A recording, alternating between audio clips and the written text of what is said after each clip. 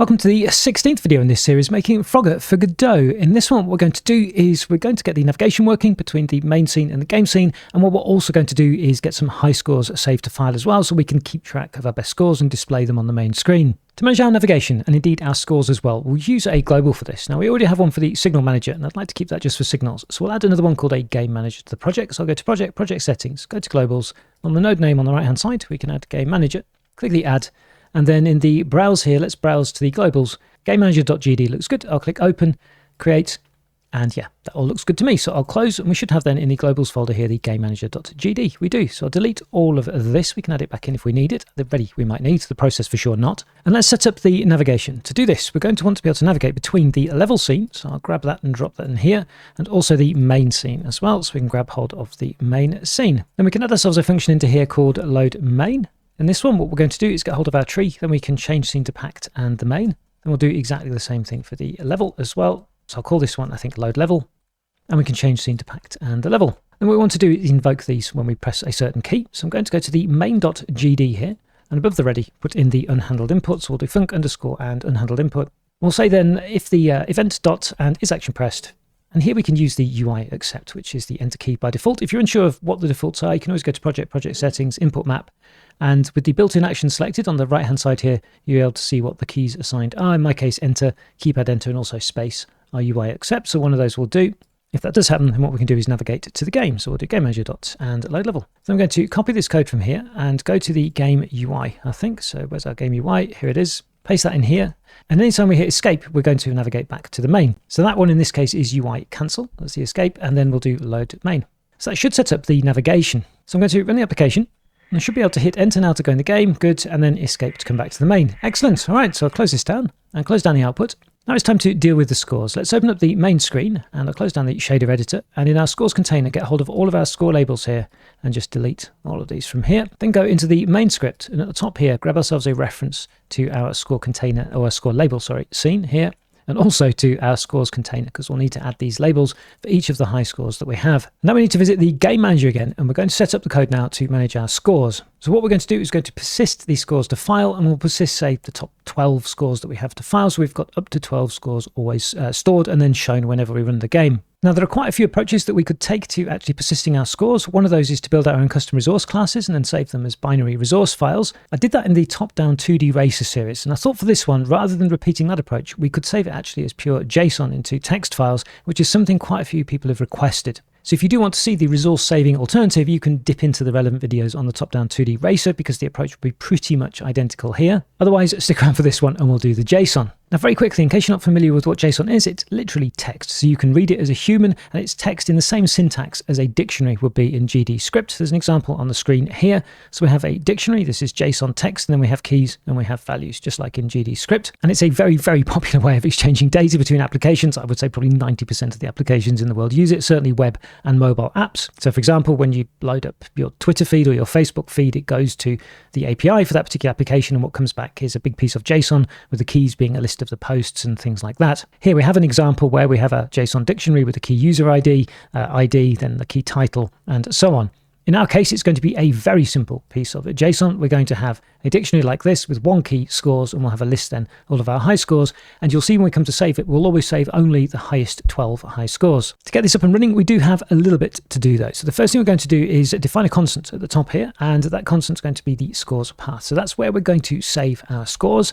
Here we have an alias, much like the res ://. The res1, the alias here, means the alias to our project files. This one here is to user data directory. If you're not sure where that is, you can go to project and then open user data folder to find it. And on your operating system, you'll land where Godot will be saving this data.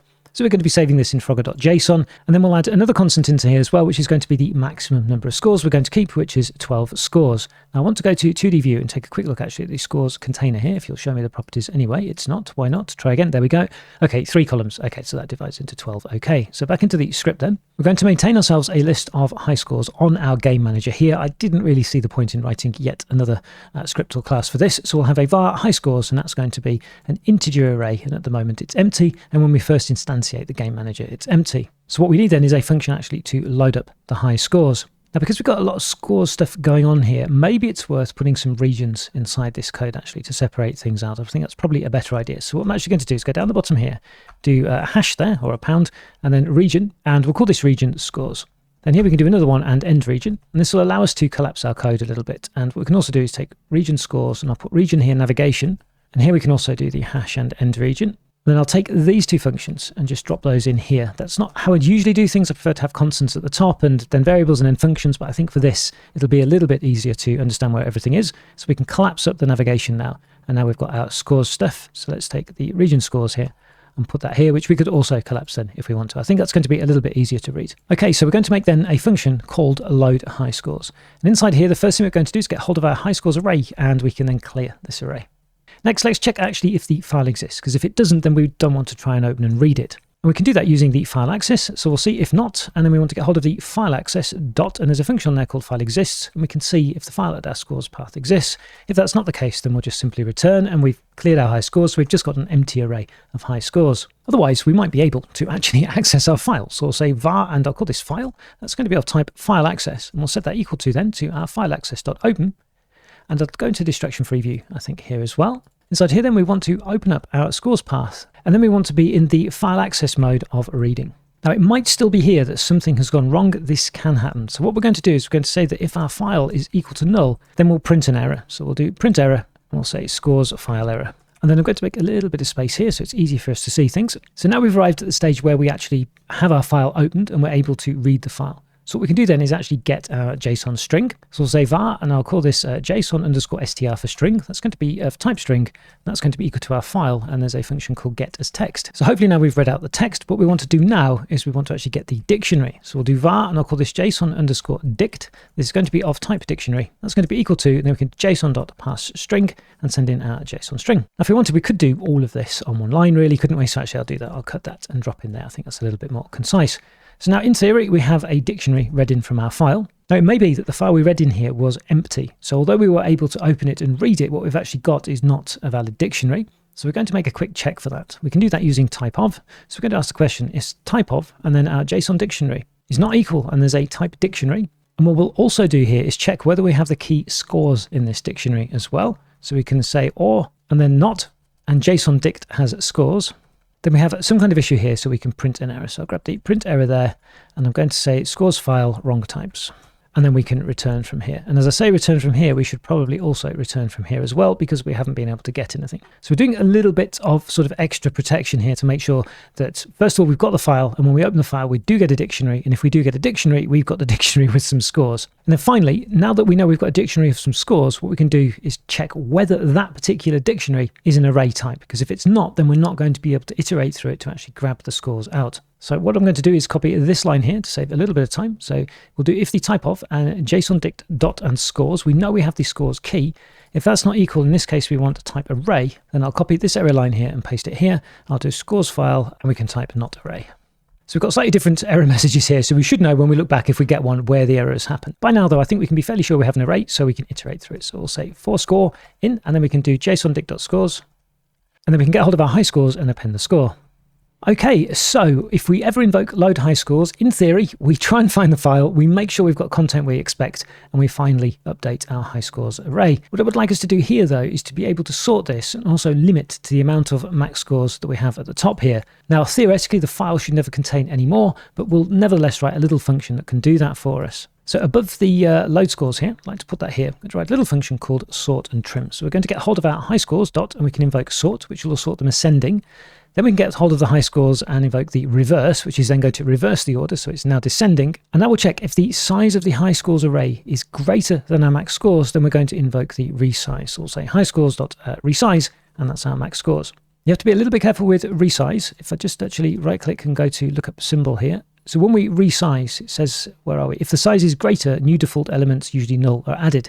So you have to be a little bit careful when you use it, that it won't just simply chop things off as you want, but it will actually fill the array up to whatever size that you're actually giving there. I'll right click and close that down, so I got confused. All right then, so we've got our sort and trim here.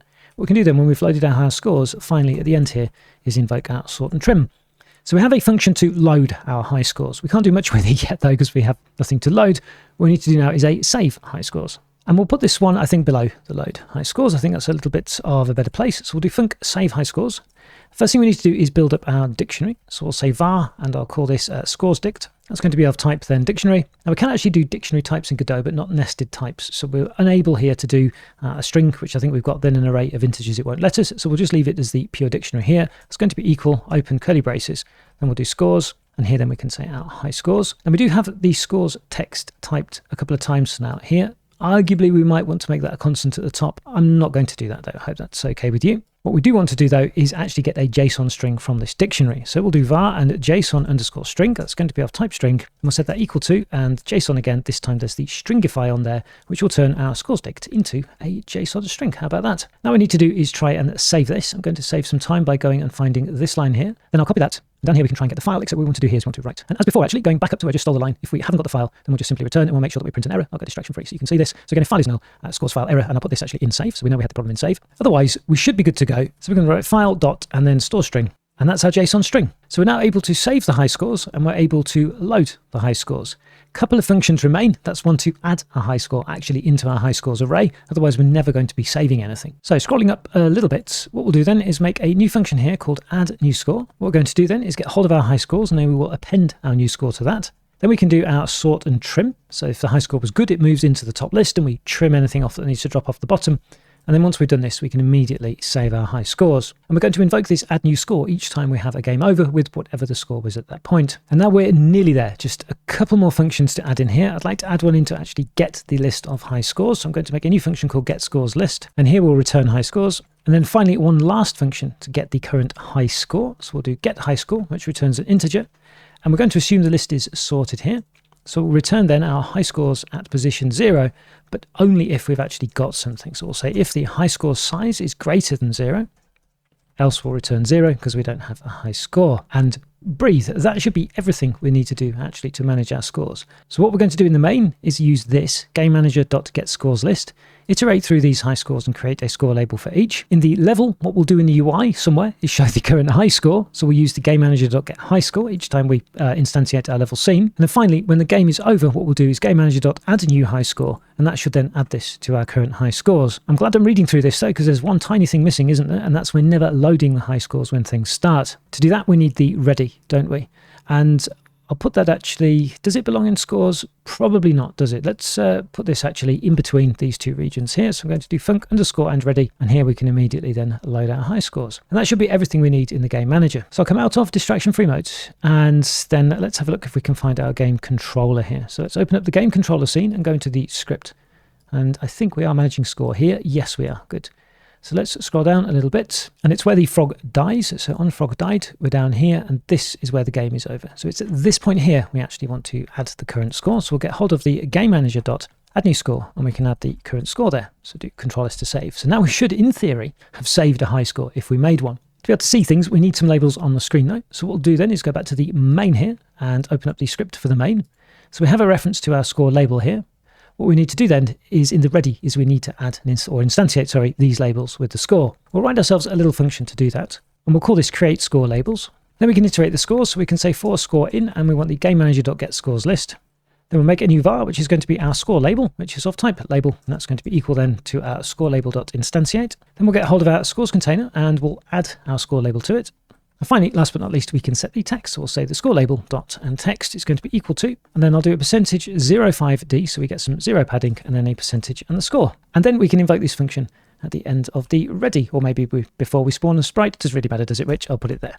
Control-S to save. So now we should be creating score labels for each of the high scores that we have.